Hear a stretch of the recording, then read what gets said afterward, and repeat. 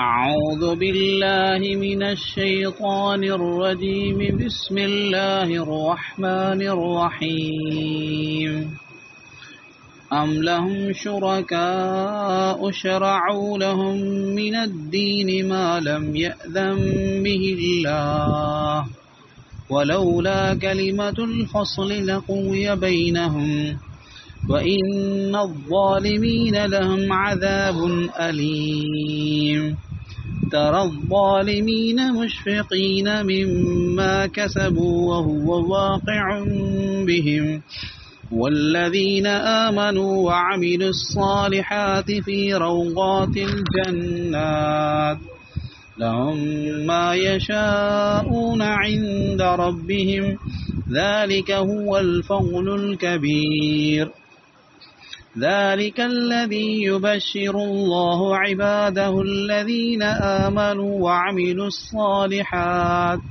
قل لا أسألكم عليه أجرا إلا المودة في القربى ومن يقترف حسنة نزد له فيها حسنا إن الله غفور شكور.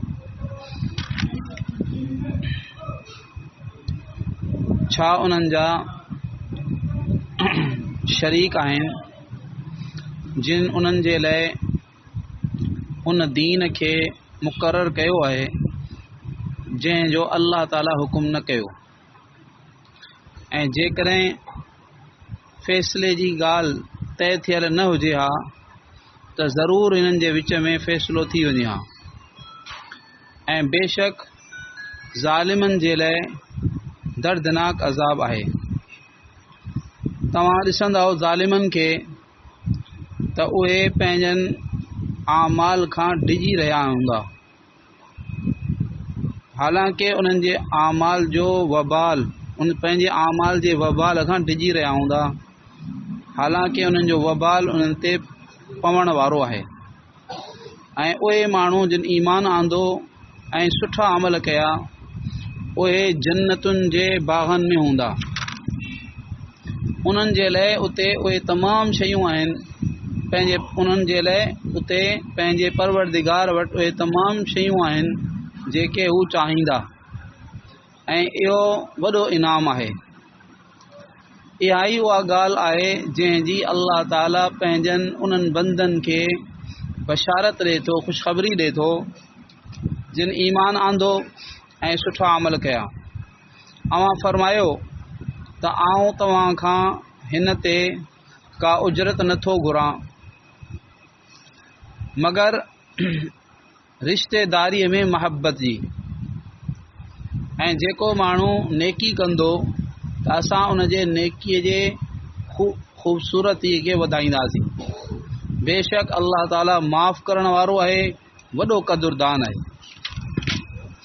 हिन में अल्लाह रब्बुल आलमीन फरमायो त ही जेको दीन आहे दीन इस्लाम उहो त अल्लाह ताला पंहिंजे बंदनि जे लाइ मुक़ररु कयो आहे कानून।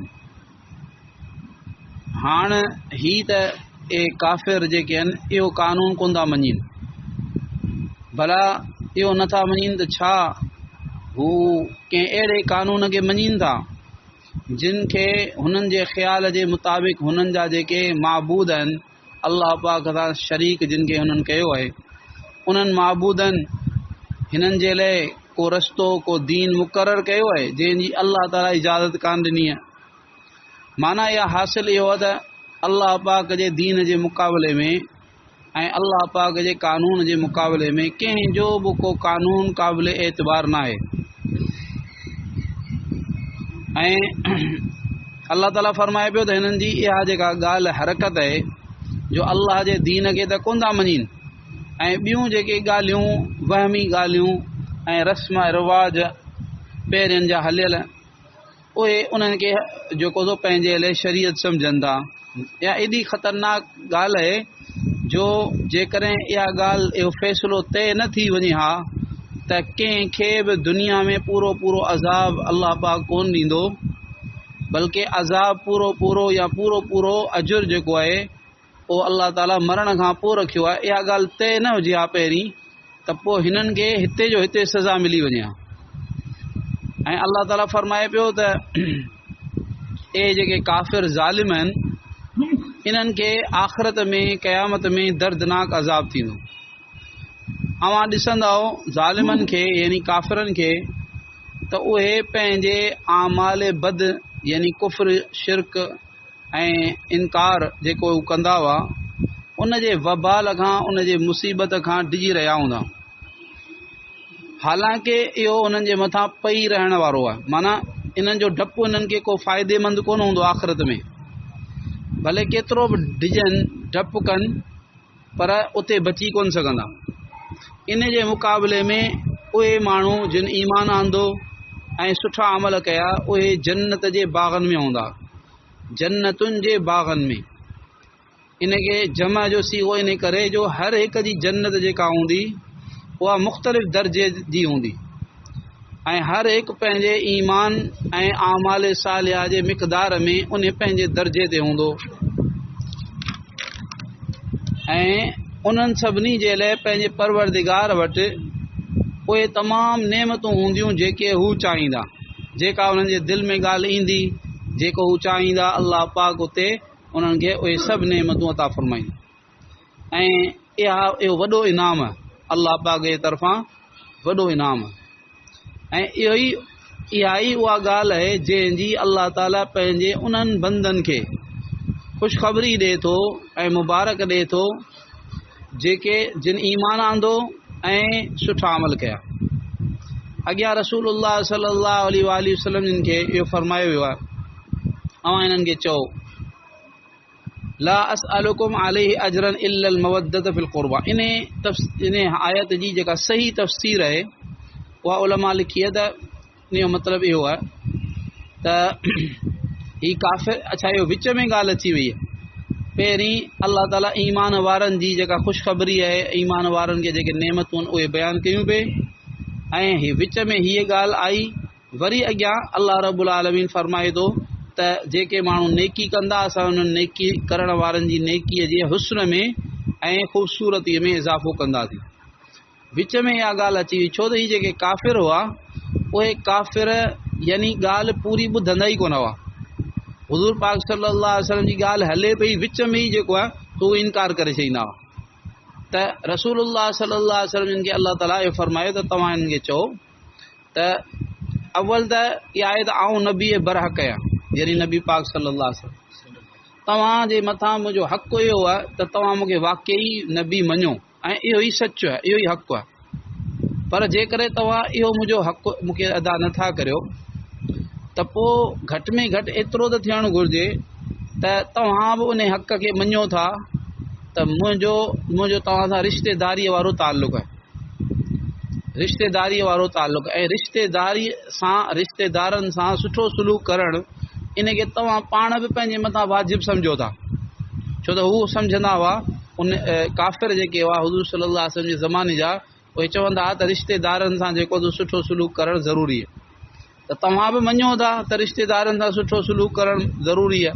हाणे आउं तव्हांजो रिश्तेदार आहियां, भला ॿी का ॻाल्हि न तव्हां मूंखे सचो नबी नथा मञो पर रिश्तेदार त मञो था न, त घटि में घटि उन ॻाल्हि जे करे तव्हां मुंहिंजी ॻाल्हि तसलीअ सां ॿुधो त सही। अञा ॻाल्हि हले पई विच में ई जेको तव्हां इनकार करे छॾियो, ईअं न करियो, तव्हां ॻाल्हि तसलीअ सां ॿुधो, उन खां पोइ जेको सो अकुल सां ऐं जेको सो सम्झ जी जेका मीज़ान आहे, जेका अल्लाह ताला इंसान खे जेको तराज़ू ॾिनो आहे उन सां तव्हां हुनखे सोचो। जेकॾहिं तव्हांखे सम्झ में अचे थी तव्हां क़बूल करियो, पर जेकॾहिं तव्हांखे को हिन में शक शुबो आहे त उन शक शुबे खे पुछो, ऐं तव्हांजो उहो शक शुबो लाहे छॾींदुसि।